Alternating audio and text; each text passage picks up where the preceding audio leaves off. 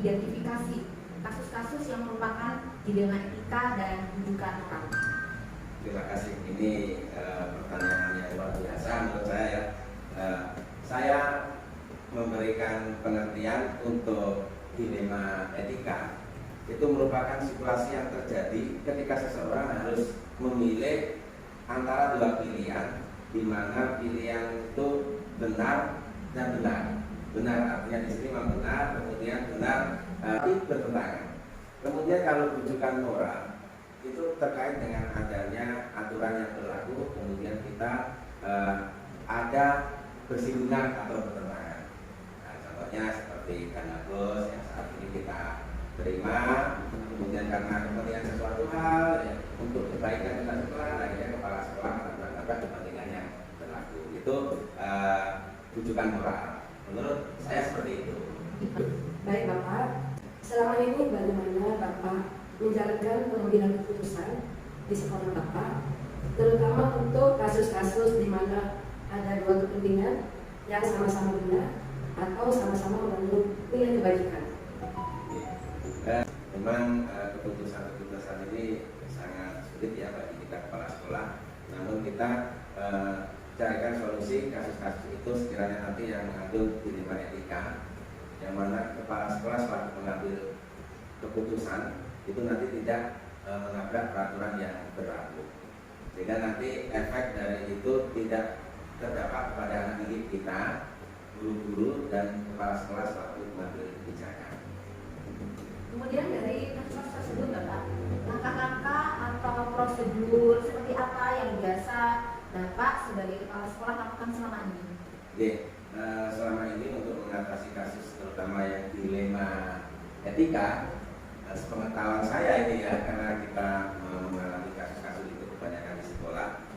Yang pertama kita identifikasi dulu mana kasus itu berhubungan dengan etika sopan santun dan mana itu masalah yang berkaitan dengan rujukan moral. Nah, kemudian kita harus menentukan siapa saja mungkin yang pihak-pihak yang terlibat di dalamnya. Setelah itu selesai, baru kita akan mengumpulkan bukti-bukti yang relevan sehingga kita dalam mengambil kebijakan itu bisa lebih pas nantinya. Juga kita menguji kebenaran, kemudian menggerakkan 4 paradigma benar dan benar, melakukan prinsip resolusi, kemudian kita lihat putusan yang kita buat dan kita refleksikan ke dalam bentuk baca. Saya yakin Bu Irma dan Bu Mika sudah memahami baca ini. Selanjutnya, hal-hal apa saja yang selama ini Bapak anggap efektif dalam pengambilan keputusan dalam kasus-kasus dilema etika? Dalam kasus dilema etika ini kan nantinya kita tidak mengesampingkan dari dampak yang lebih besar, ya dampaknya orang banyak, yaitu junior, terutama di sekolah itu adalah peserta didik.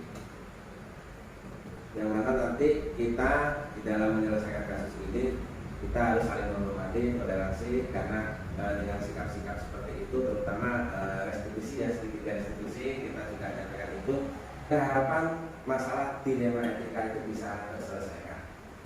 Ya, intinya kita tidak dengan kekerasan, dengan segitiga restitusi, dengan kasih sayang, saling menghormati, toleransi, kita bisa menyelesaikan masalah yang timbul. Selanjutnya, dari hal yang barusan Bapak jelaskan, hal apa saja yang selama ini merupakan tantangan dalam pengambilan keputusan pada kasus-kasus dilema etika yang pernah Bapak hadapi? Ya, kasus yang pernah kita hadapi yang menjadi tantangan itu kadang bukti yang tidak relevan, sehingga ini menjadi tantangan kita karena kita mengumpulkan pihak-pihak terkait memiliki bukti yang tidak sama, sehingga kita beri jangka waktu yang agak lama dalam menyelesaikan masalah.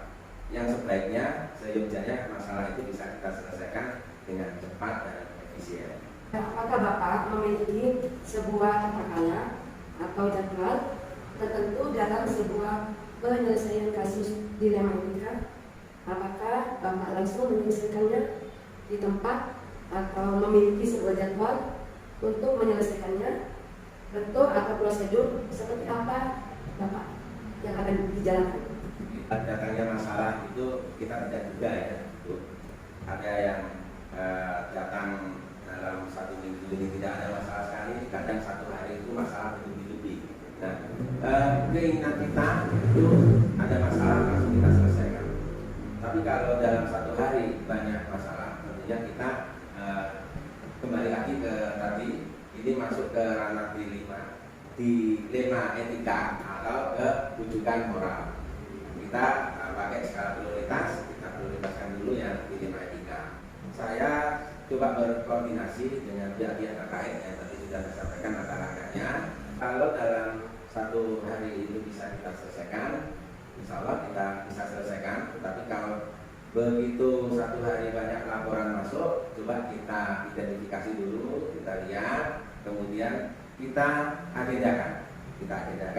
Ini akan kita selesaikan pada kapan itu.